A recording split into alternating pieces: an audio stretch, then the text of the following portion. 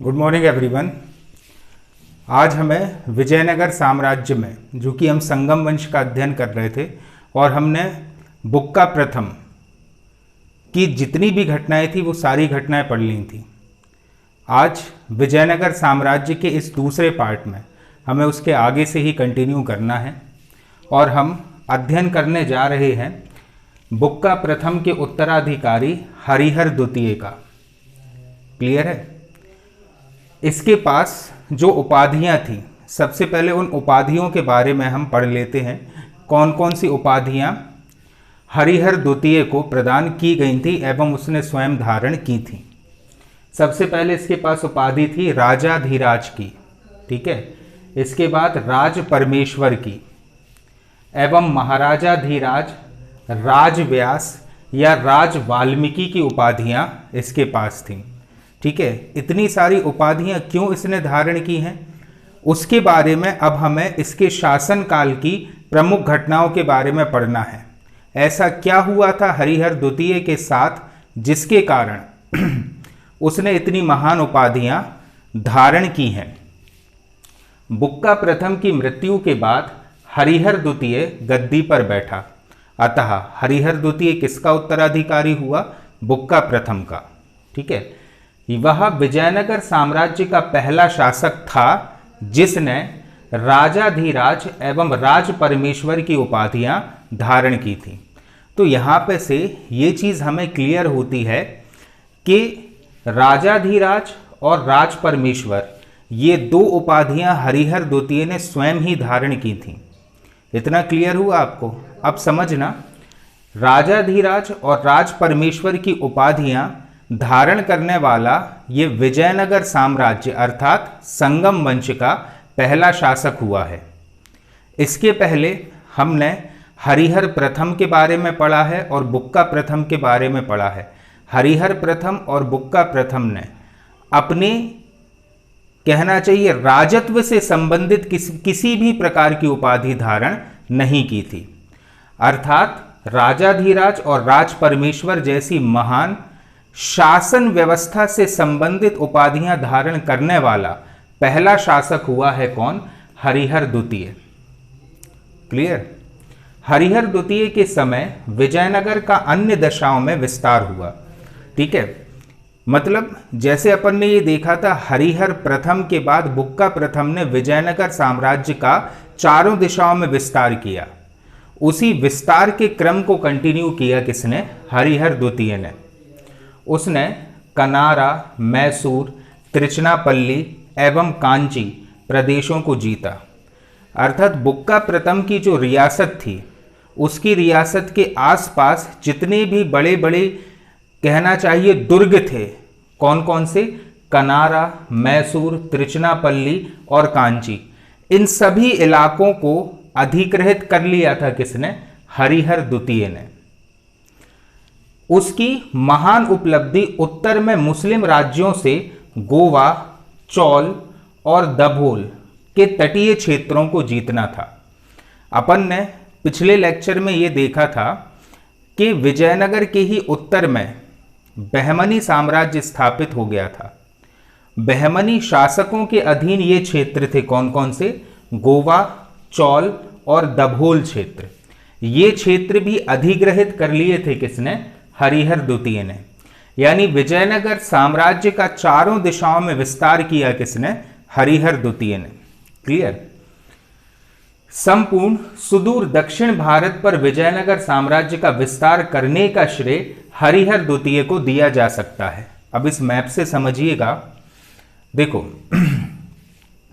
ये वाला जो इलाका है, ये पूरा इलाका आ गया था कौन सा? विजयनगर का। ये पूरा इलाके में विस्तृत हो गया था कौन सा साम्राज्य? विजयनगर साम्राज्य। और बुक्का प्रथम के समय अपन ने इस चीज को भी पढ़ा था कि बुक्का अपने साम्राज्य का विस्तार यहां तक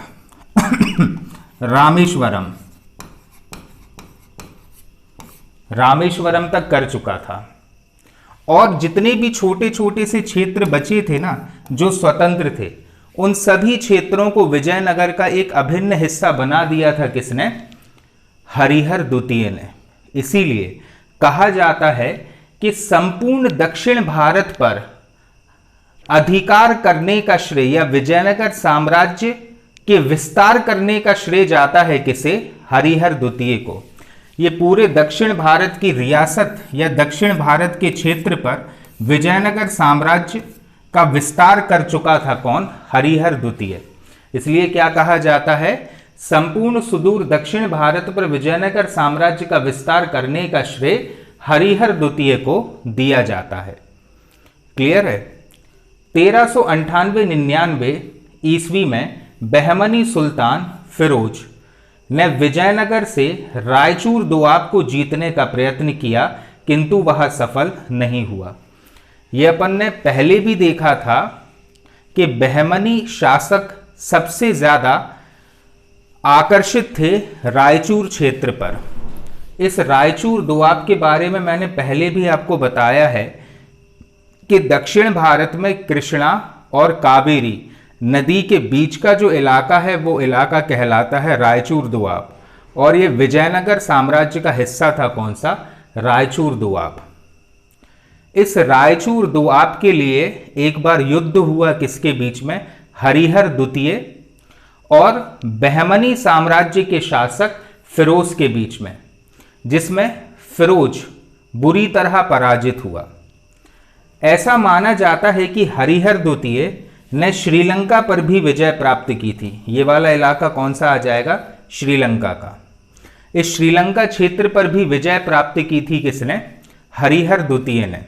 और श्रीलंका के तत्कालीन जो शासक थे उनसे राजस्व भी वसूल किया था किसने? हरिहर द्वितीय ने। हरिहर द्वितीय विरूपाक्ष का उपासक था।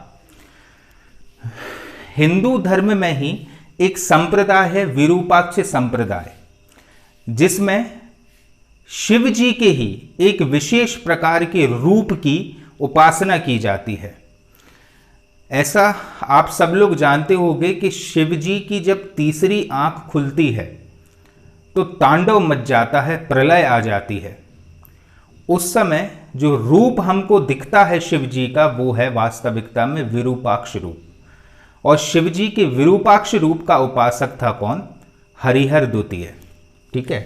किंतु वह शैव, वैष्णव एवं जैनियों को भी समान रूप से संरक्षण देता था। देखो, ये अपन ने हरिहर प्रथम में भी देखा था और बुक्का प्रथम के समय भी देखा था कि भले ही हरिहर और बुक्का प्रथम के साथ मोहम्मद बिन तुगलक ने बहुत ज्यादतियां की हों, लेकिन इन्होंने कभी भी सांप्रदायिक आधार को बीच में नहीं लाए। भले ही किसी एक क्षेत्र के उपासक ये शासक रहे हों, लेकिन दूसरे धार्मिक मतावलंबियों के साथ उन्होंने कभी भी विभेद नहीं किया। इसलिए हरिहर द्वितीय भले ही विरूपाक्ष का उपासक था, लेकिन कभी भी उसने शैव, वैष्णव एवं जैन धर्मों के साथ विभेद नहीं किया। अर्थात सहिष्णु प्रकार की धार्मिक नीति का अनुसरण किया था किसने? हरिहर द्वितीय ने। विद्वता एवं विद्वानों को प्रदत्त संरक्षण के कारण उसे राजव्यास या राज वाल्मीकि की उपाधि प्राप्त थी। अब ये स्वयं हरिहर द्वितीय स्वयं एक विद्वान था और उसने बहुत से विद्वानों को अपने साम्राज्य में आश्रय दिया था। इसके समय विजयनगर सांस्कृतिक विरासत का एक महत्वपूर्ण केंद्र बन गया था। बहुत सारे विद्वानों को आश्रय देने के कारण ही हरिहर द्वितीय के पास राजव्यास या राज वाल्मीकि की उपाधि प्रदत्त थी। ठीक है, क्योंकि उसने बहुत से विद्वानों को अपने यहां आश्रय दिया था।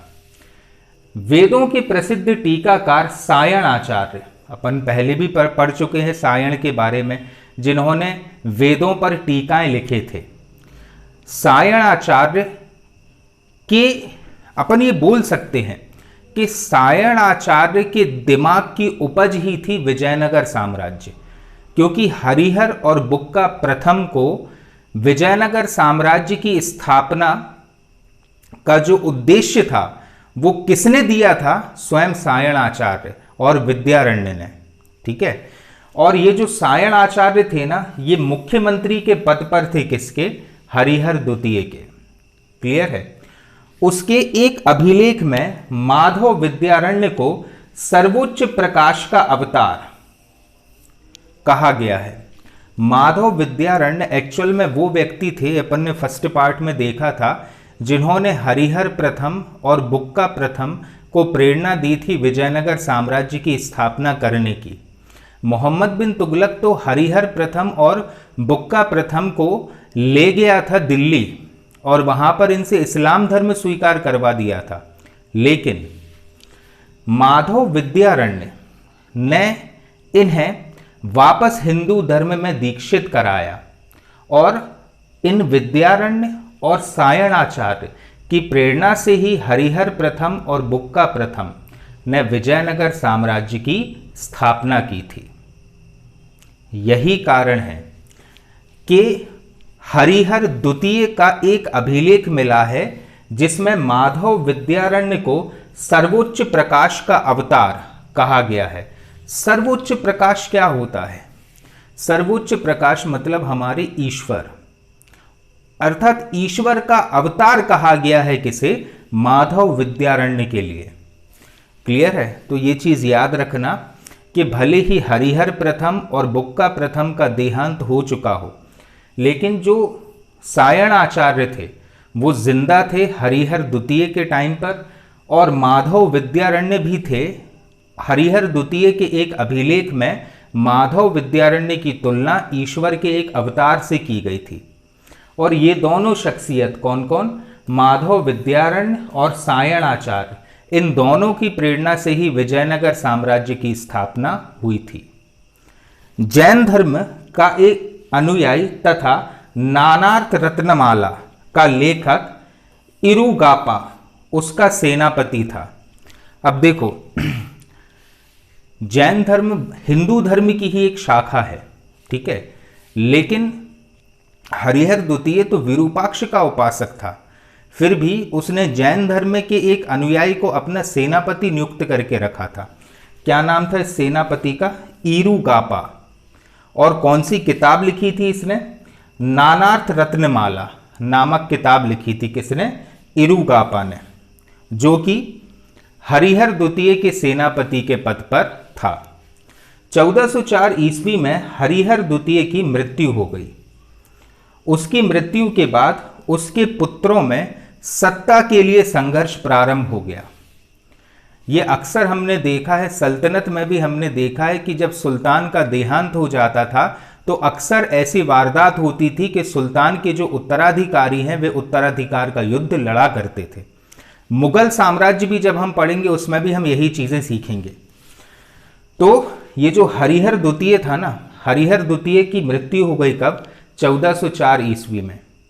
और इसकी मृत्यु के बाद इसके जो पुत्र थे उनमें सत्ता के लिए संघर्ष प्रारंभ हो गया और अंत में देवराय प्रथम शासक बना।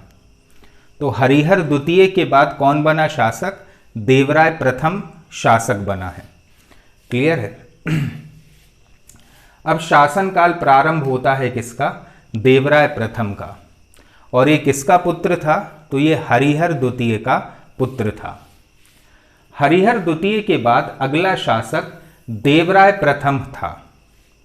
ठीक है, राज्यारोहण के तुरंत बाद, मतलब देवराय प्रथम ने जब सत्ता धारण की, उस परिस्थिति को कहा जाता है राज्यारोहण, अर्थात पद ग्रहण की परिस्थिति। देवराय प्रथम या राज्यारोहण के तुरंत बाद देवराय प्रथम को बहमनियों के उग्र प्रतिरोध का सामना करना पड़ा।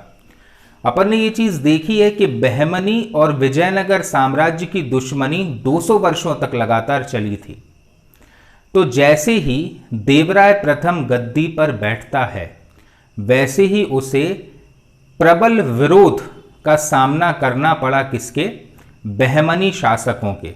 विजयनगर के ही जस्ट उत्तर में आता था कौन सा साम्राज्य? बहमनी साम्राज्य।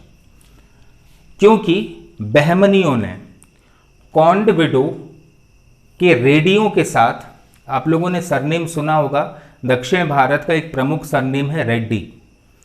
ठीक है, और ये जो रेड्डी थे ना, ये कौंडविडु नामक क्षेत्र पर शासन करते थे।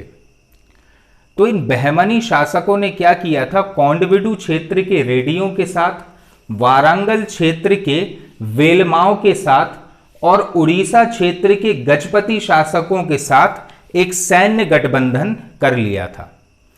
क्या किया था बहमनियों ने, क्योंकि विजयनगर अपनी अलौकिक संस्कृति और पुरुषार्थ के लिए विद्यमान हो चुका था, पूरे दक्षिण भारत पर अधिकार हो चुका था विजयनगर साम्राज्य का।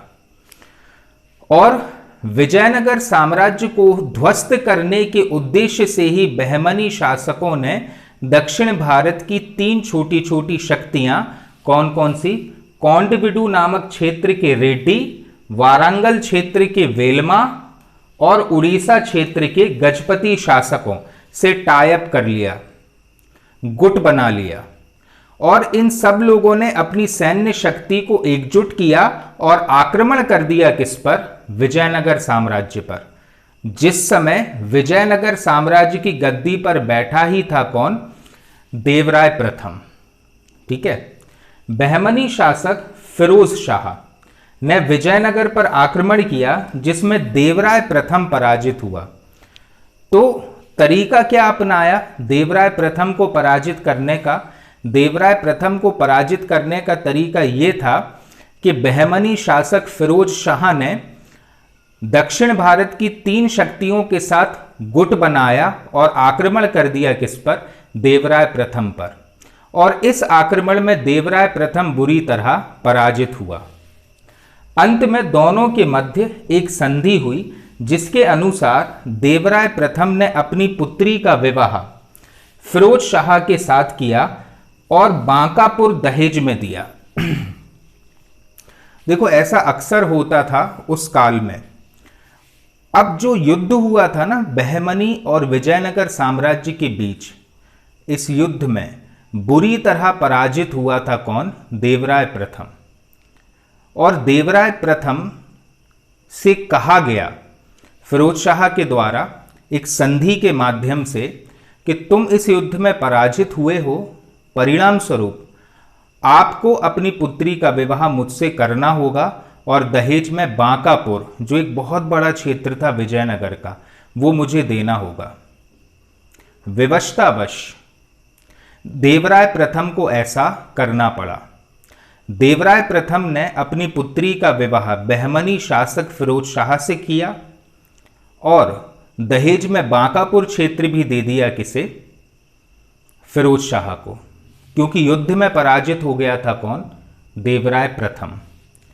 इसके बाद देवराय ने कौंडविडु के रेड्डियों के विरुद्ध कूच किया, क्योंकि ये जो कौंडविडु के रेड्डी थे, इन्होंने बहमनी शासकों का साथ दिया था जब उन्होंने देवराय प्रथम पर आक्रमण किया। तो संधि तो बहमनियों के साथ हुई थी, रिश्तेदारी भी बहमनियों के साथ बनी थी, इन रेड्डियों के साथ कोई रिश्तेदारी नहीं थी। क्लियर है? इसलिए देवराय प्रथम ने कहां पर आक्रमण कर दिया, इन रेड्डियों के ऊपर। ठीक है, 1413 ईस्वी में उसने उदयगिरी पर पुनः अधिकार कर लिया। ठीक है, देवराय प्रथम ने 1413 ईस्वी में इस उदयगिरी क्षेत्र को पुनः हासिल कर लिया, जो किसके अधीन चला गया था, बहमनियों के अधीन।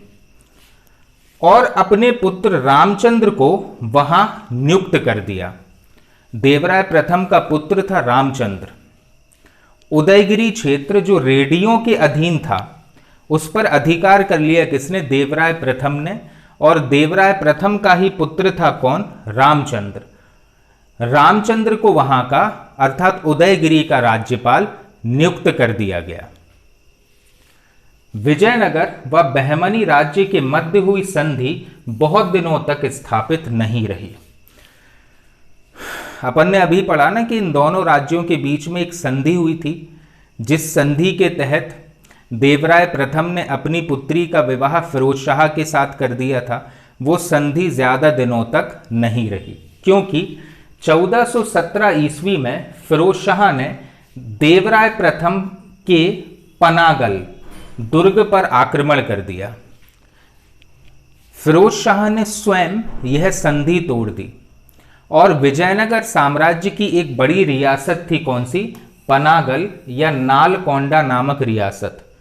इस पनागल या नालकोंडा रियासत पर आक्रमण कर दिया किसने?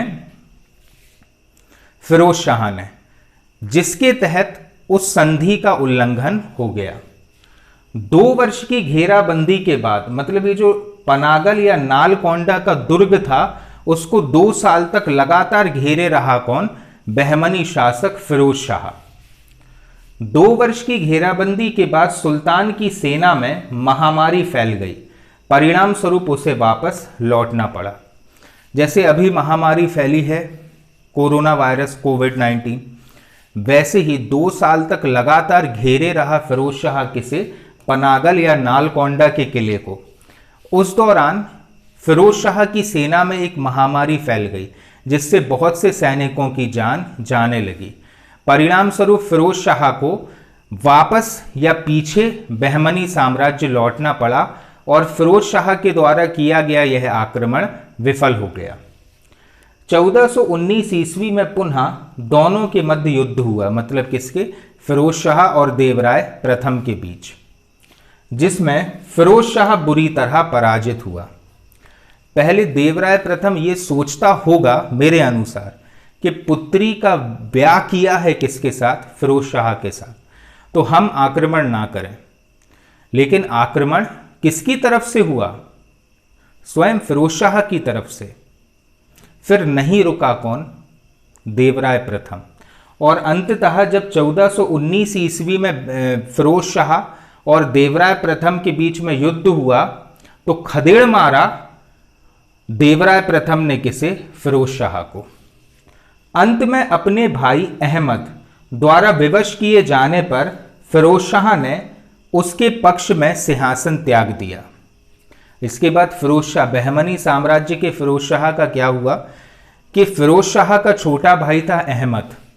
फिरोज शाह को एक लंबा कार्यकाल हो चुका था बहमनी साम्राज्य के सुल्तान का पद संभाले हुए।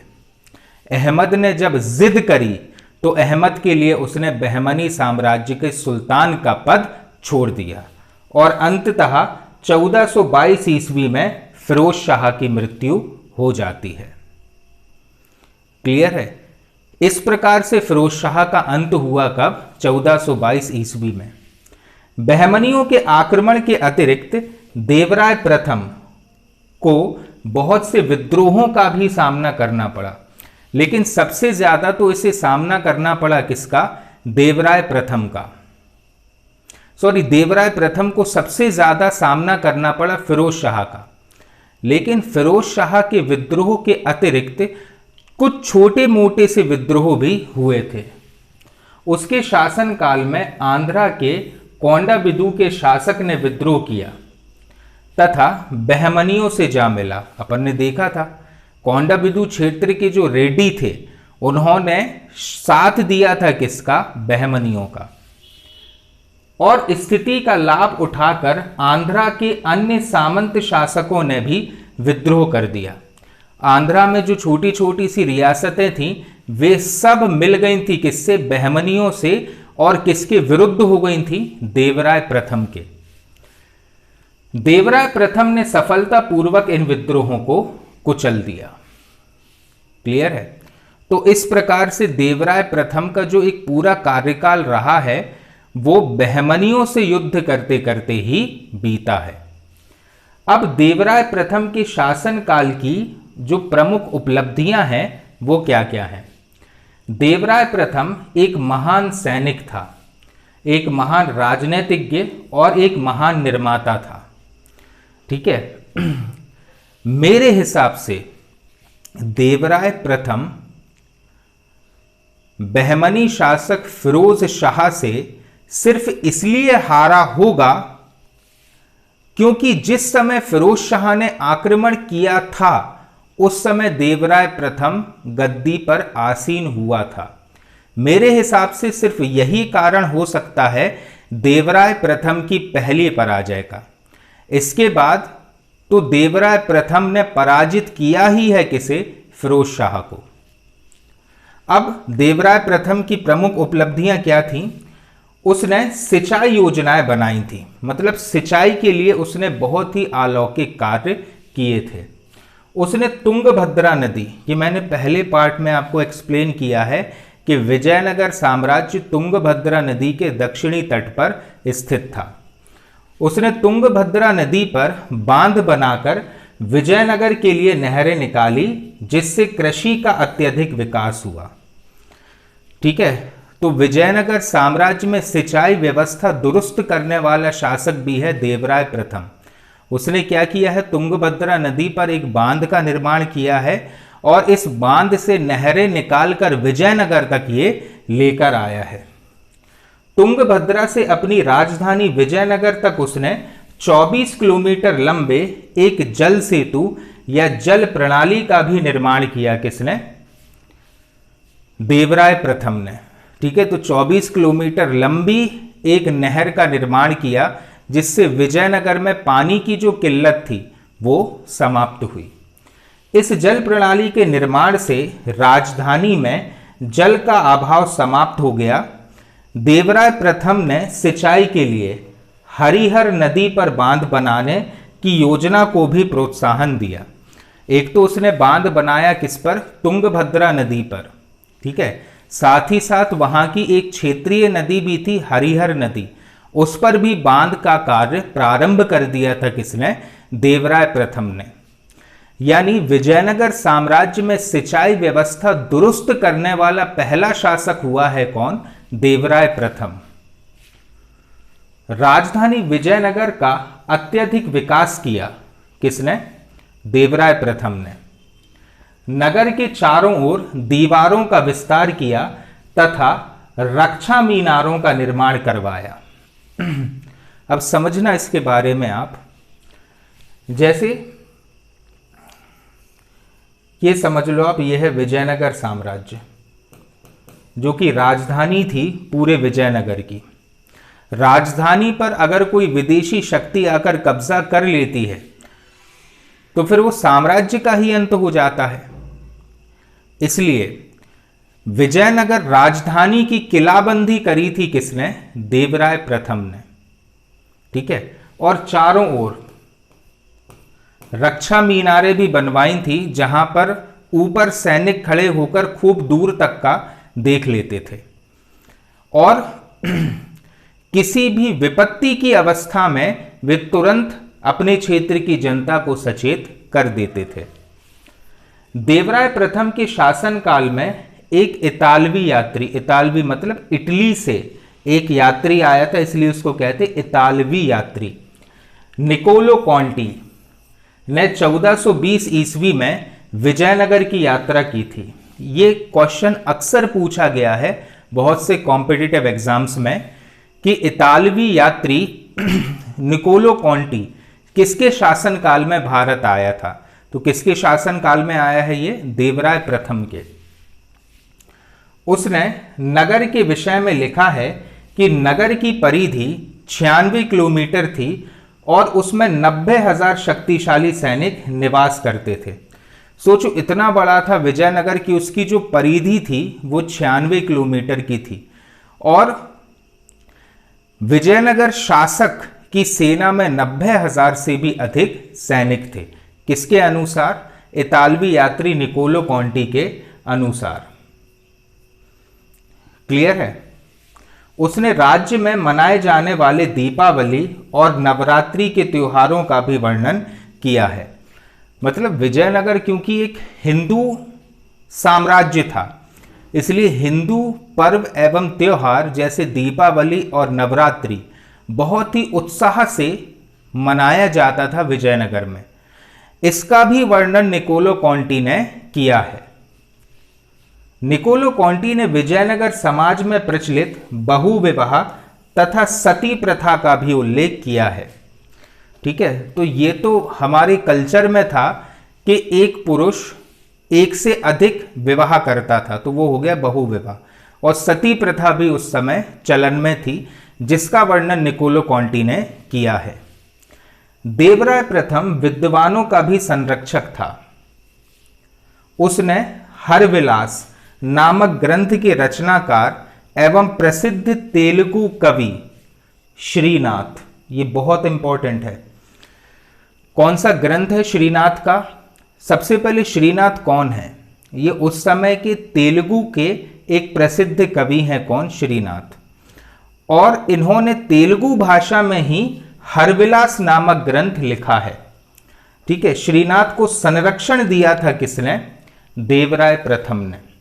ठीक है, सम्राट अपने राजप्रसाद, राजप्रसाद मतलब सम्राट का जो महल है वो कहलाता है राजप्रसाद। सम्राट अपने राजप्रसाद के मुक्त सत्रागार, मतलब जहां पर महाराजा बैठते हैं वो इलाका कहलाता है मुक्त सत्रागार। मुक्त सत्रागार में विद्वानों को सम्मानित करता था। क्लियर है? 1422 ईस्वी में देवराय प्रथम की मृत्यु हो गई। ठीक है, उसकी मृत्यु के बाद उसका पुत्र रामचंद्र, जिसे उदयगिरी का शासक बना दिया था रेड्डियों को हराने के बाद, उसका पुत्र रामचंद्र शासक बना। कुछ समय के लिए, मात्र 6 माह तक शासन किया किसने? रामचंद्र ने।